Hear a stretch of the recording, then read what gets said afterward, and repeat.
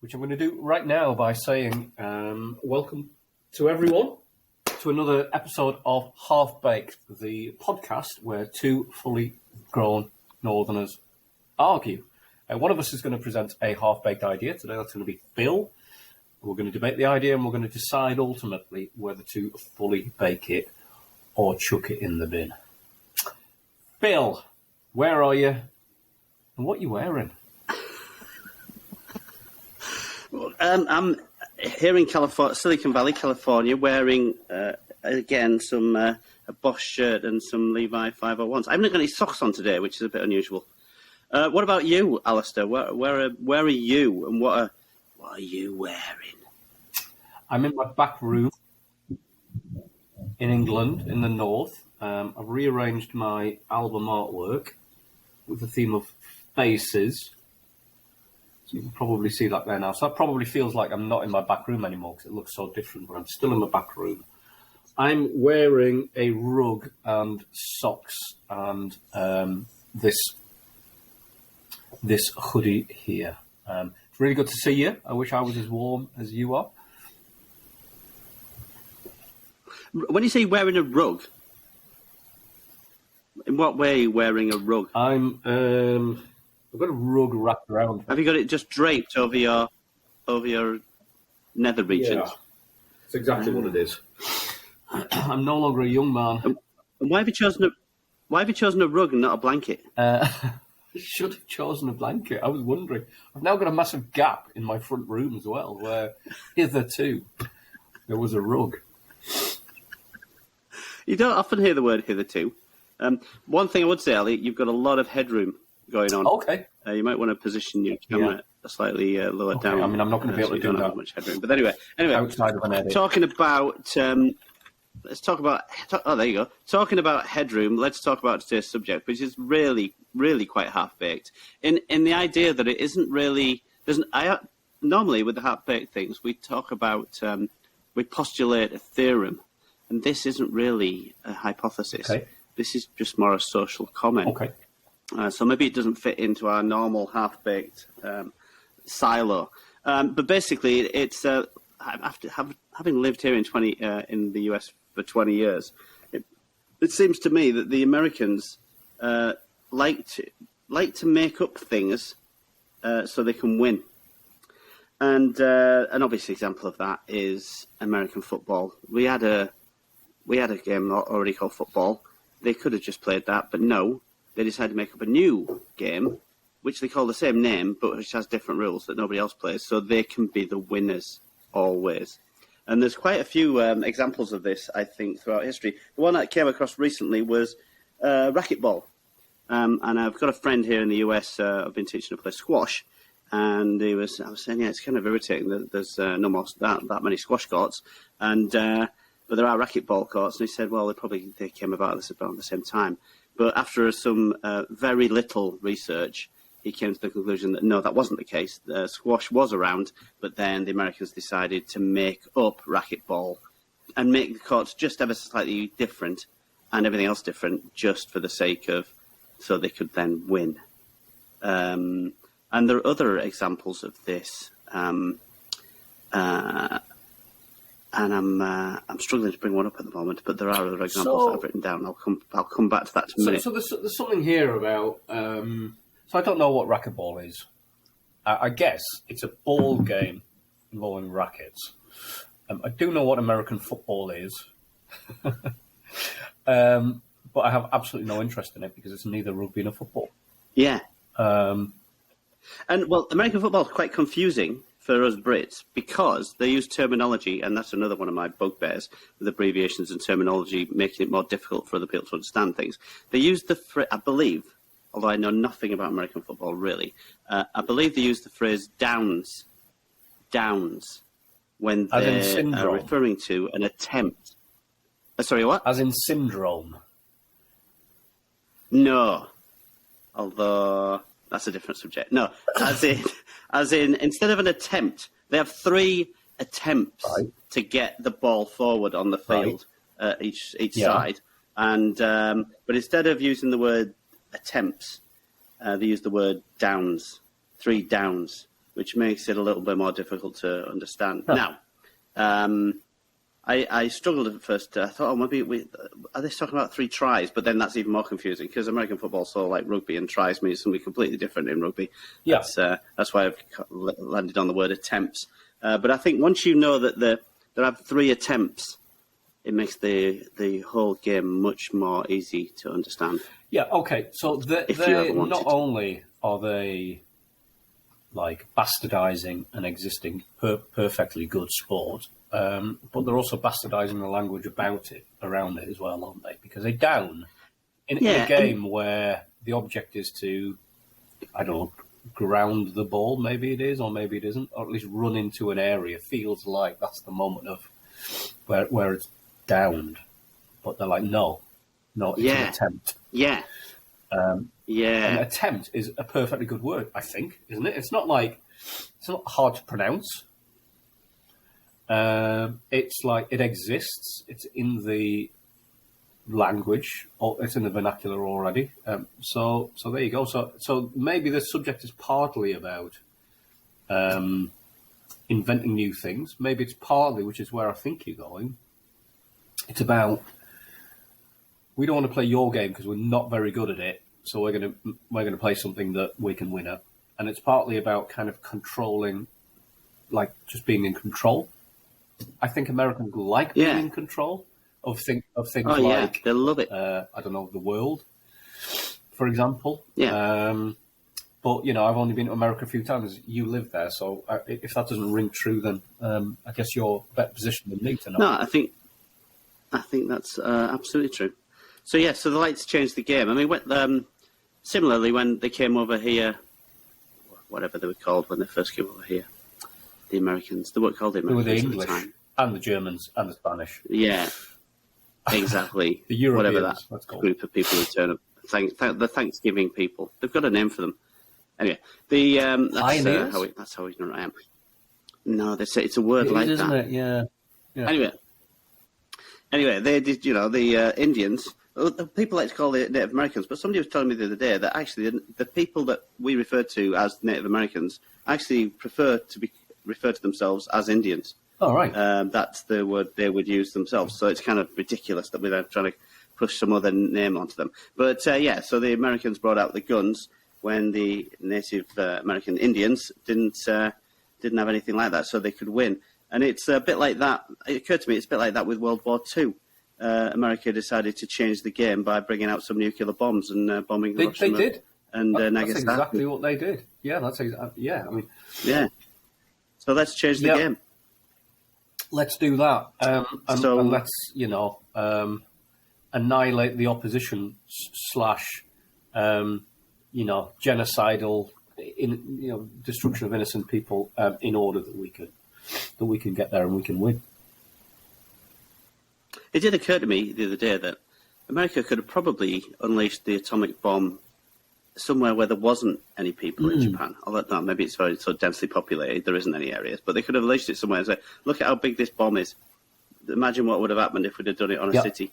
And maybe that would have had as much impact as well. But Phil, if only you were around in 1945 to have a quick word with Lyndon B. Johnson or whoever it was, and point that out. Because after that, what they continued to do in Bikini was like literally do that for day after day after day after day, to the point where that place is pretty much inhospitable. They just did it the wrong way around, is what you're saying, and you're absolutely right. So, do Americans play? So, I guess another example is baseball, isn't it? Rounders.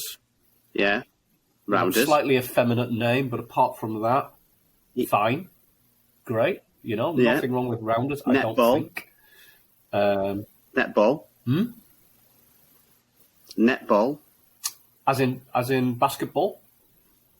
Yeah. Nothing wrong with netball. Although I've never played. So, well, it's a girls' sport in England. You're not allowed to play it in England, are you, netball? Because you have to be a girl. True. I am planning a gender fluid week next week, though. So maybe then, I can give it a go. So baseball, I think, is... Let's think about this. Baseball is rounders, but bigger. Basketball is netball, but running. American football is rugby, but bigger, with stupid words. And racquetball, I don't know what it is. It's effectively squash, is it? But some of these things have been completely reinvented, and some of them are just kind of being slightly reimagined with new words, aren't they? Now, to be fair, rugby has its own stupid words as well. Like? Hooker. It's a good point. Yeah, it is a good point. I thought you were going fly half, but no. Yeah, and it does. Cricket has its own stupid names as well. It does. Isn't there something like? Isn't there a wiggly dog's leg? It's not exactly that, but one of the positions. There's a wiggly dog's leg, and there is a silly mid-on. There's a few of them. I seem to remember, to the point where I've actually written a few down somewhere. I wonder if I could just pull them up. Cricket inherently so makes ridiculous. no sense, though. You know, as the Americans would say, who plays a game for 5 days and then which ends up in a draw is just completely ludicrous. What they're missing there is you get to sit in the sun and drink beer for 5 days, which is really the whole point. See, that takes on the whole thing of spectator sports, which I'm deeply, deeply against, and should be the subject for another half-baked episode at some point. But yeah, the ones I've pulled up are the backward square leg, and the short third man. Short third man. Yeah. And as you say, silly mid-off. I don't have a problem with that. You and I are reasonably short. I like. Yeah. Actually, I'm average height, Alistair. I don't think you can class that as short. We've had this discussion. You used to be average height. Effectively, as everyone's got bigger, average height's got bigger, you've shrunk. I'm not... I'm not certain you can take it. It's like being given a gold medal. I don't think you can take it away once you've been given it, just because other people have got better at that sport in later years. So I don't think you should be allowed to then say somebody is short who was originally average size. It's probably the Americans, probably, look, we want a new average and therefore we're going to have it. So the other thing, so the terminology around it as well, is there's a phrase playbook, isn't there? Which is kind of insidious. Which I freaking insidiously. I freaking hate it. People bring it up in business situations. Yeah. Oh, we should have a playbook for this. Oh, fuck off. It's like it's just crept in, isn't it, into everyday terminology, and it crept in by cretins. It's how I like to think of it. It is. But playbook maybe comes from American football, does it? Oh, it does. Yeah, absolutely maybe does. It's like, we're not doing very well. Let's stop. Let's all have a get together. Let's get around a set of rules. And let's change things, and then let's start again while everyone comes back from the bar. And that's a playbook. Yeah. But you're quite right. It's like a playbook is everywhere. It's not a playbook, it's a rule book. No. It's what are we going to do now? What should we do in this kind of situation? It's just such a silly concept. It is a silly concept. But this kind of situation, do this. The English are very proud, I think, of the English language, and we tend to kick up a bit of a fuss when it's like Americanized, don't we? Without even knowing that we just accept all of these things anyway, and things that we were saying in the 1960s were probably Americanized. But something like playbook comes in, we have a knee-jerk reaction to it. It's not a playbook; it's a rule book. I think we should just accept it and crack on. I think that, and I know we're going off on a bit of a tangent, but I think that the English language, we just need to say, that's over and done with now. Everyone speaks American English. Let's not even call it English anymore. Let's go with the flow. Let's have a playbook. Let's have a baby shower. Let's roast some people. Whatever else it is in that American vernacular, and just crack on. And let's maybe play American football and racquetball while we're going along with it. Let's give up. In some places, I don't mind the Americanization, and you're right. Some things that we think of as Americanisms are actually things that we used to say a long time ago. They just didn't get the memo to stop saying them. Like fall, I believe, instead of autumn. I think fall used to be a word we used in England in the 19th century or something. Yeah. But we stopped using it and they never got the memo. But the thing that gets me is the American use of the word, wrong preposition? So I noticed my kids saying on accident. No, not on accident. On purpose, but by accident. Not on accident. Yeah. And the one that really, really gets me is based off of. No, it's not based off of something, which is actually more difficult to say than the real thing, which is based on. It's shorter and it's correct. You don't need to say based off of. And I thought it was a most recent thing where Americans had started saying based off of a lot. But actually, I noticed in a Tom Clancy book that I've had for at least 25 years, which is at least 10 years, written 10 years before that, it used off of, based off of. It's a plague here in America, people saying off of. What I'm saying is, let's just accept it and crack on.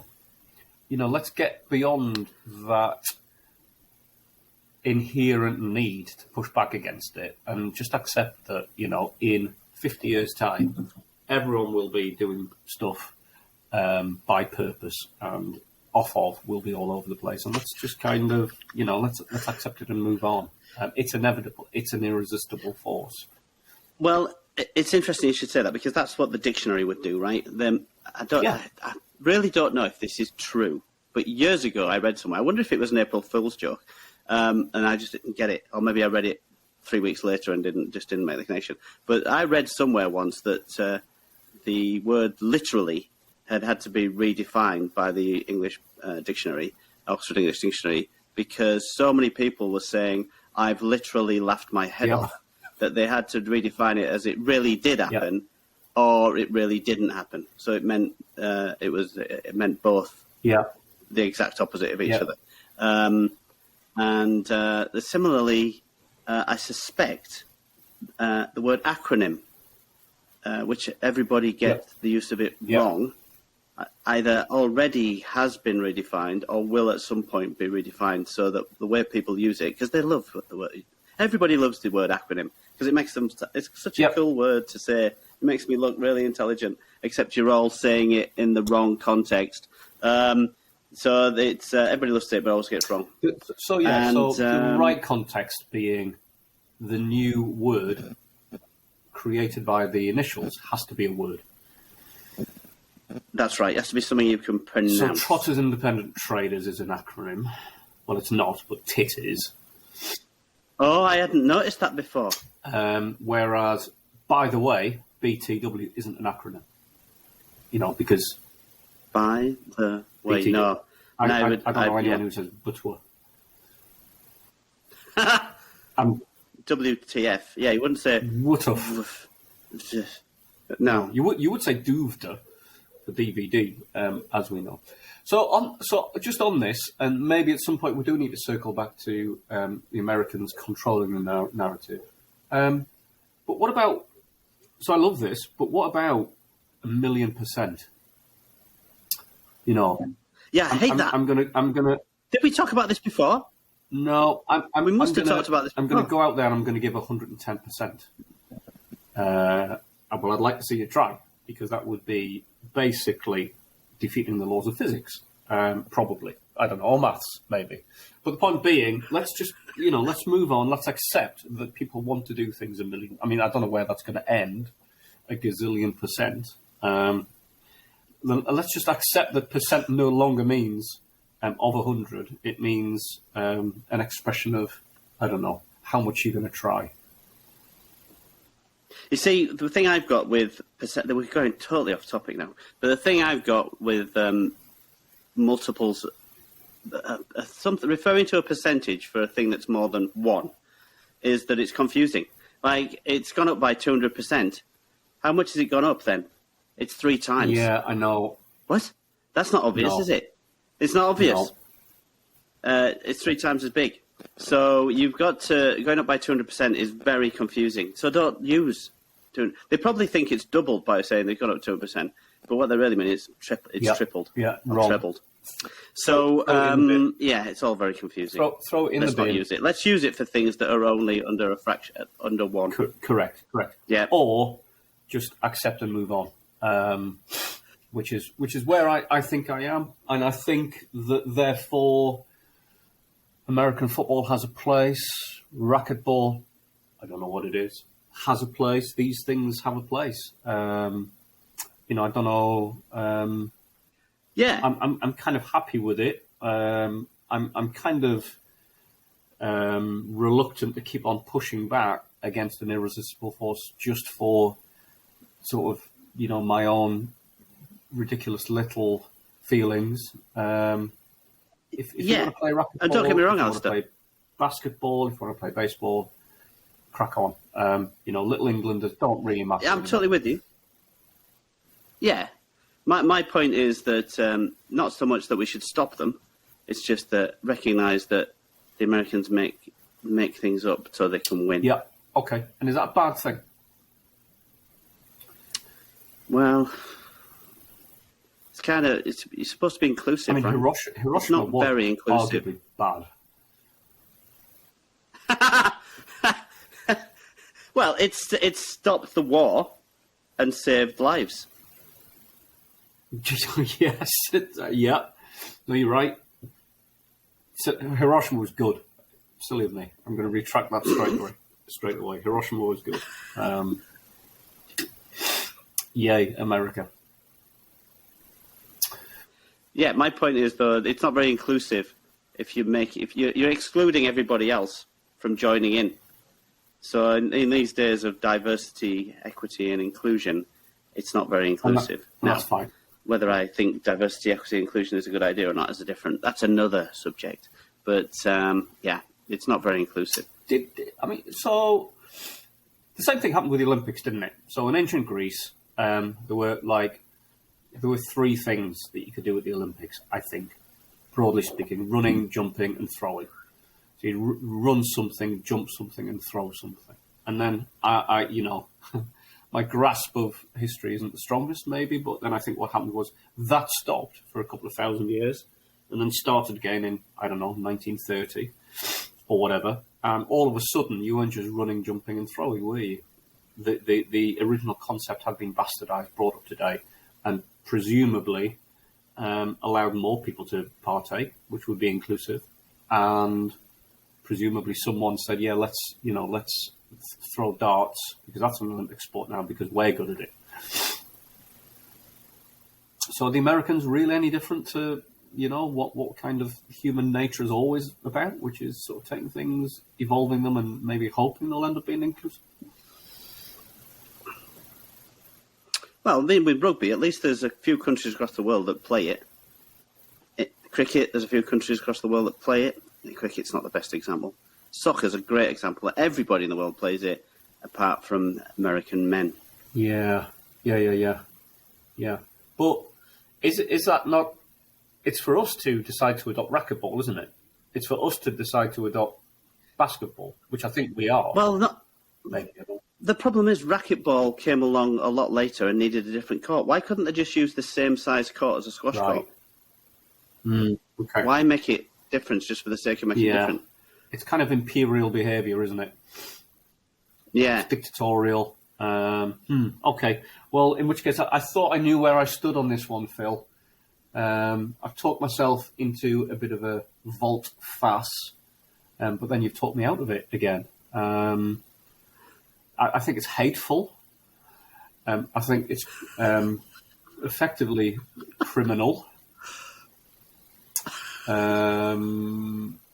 I think Hiroshima was bad, like really bad, but good at the same time.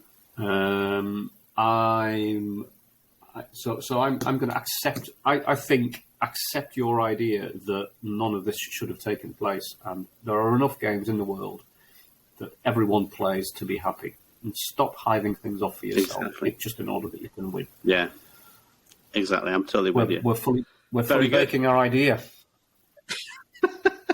Good, Phil. We should have a fully baked stamp we can put on the idea.